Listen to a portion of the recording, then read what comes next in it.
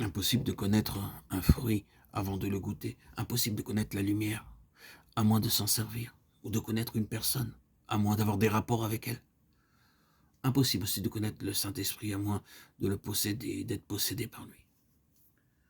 Vivre selon l'Esprit est le seul moyen de connaître l'Esprit.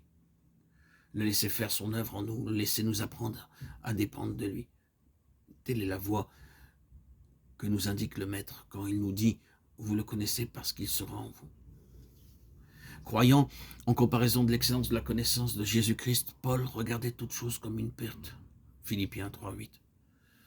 Ne ferons-nous pas comme lui? N'abandonnerons-nous pas tout pour connaître par l'Esprit le Christ glorifié? Oh, pensons-y sérieusement. Le Père a envoyé l'Esprit pour nous faire participer à la gloire du Christ glorifié. Ne renoncerons-nous pas à nous-mêmes pour le recevoir en nous, pour qu'il nous possède tout entier, pour apprendre à connaître celui qui nous fait seul connaître le Fils et le Père? À l'instant même, abandonnons-nous entièrement à la direction de l'Esprit que le Fils nous a donné après l'avoir reçu du Père. Notre Père, toi qui nous as envoyés par Christ, ton Saint-Esprit, daigne agréer ma prière. Daigne me faire connaître l'Esprit en m'accordant sa présence. Que le témoignage qu'il rend de Jésus me devienne toujours plus clair, que sa lumière, son action sanctifiante me soit la preuve de sa vie en moi. Comme la lumière témoigne de l'existence du soleil, que la lumière de l'Esprit vienne aussi témoigner de la présence de Jésus en moi. Que la connaissance de ton esprit m'amène, ô mon Dieu, à mieux comprendre ton amour qui me l'envoie.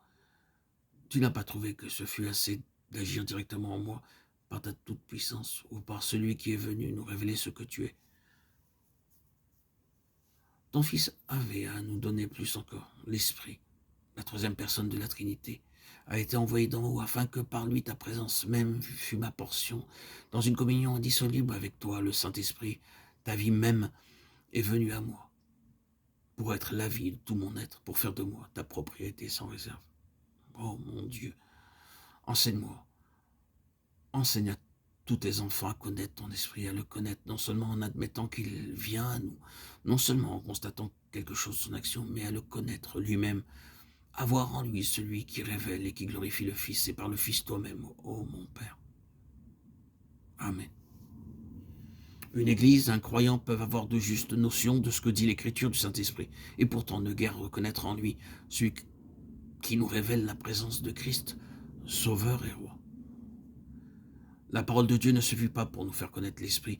Sans doute, elle nous parle de lui, mais n'a de vie et de réalité pour nous qu'autant que l'Esprit lui-même nous parle. Le monde ne peut point le recevoir parce qu'il ne le voit point et ne le connaît point. Nous n'avons pas reçu l'Esprit du monde, mais l'Esprit qui vient de Dieu, afin que nous connaissions les choses que Dieu nous a données. 1 Corinthiens 2:12. L'Esprit du monde, la sagesse du monde, ne peuvent pas connaître l'Esprit de Dieu. Il faut au contraire un esprit très détaché du monde pour connaître l'Esprit qui vient du ciel.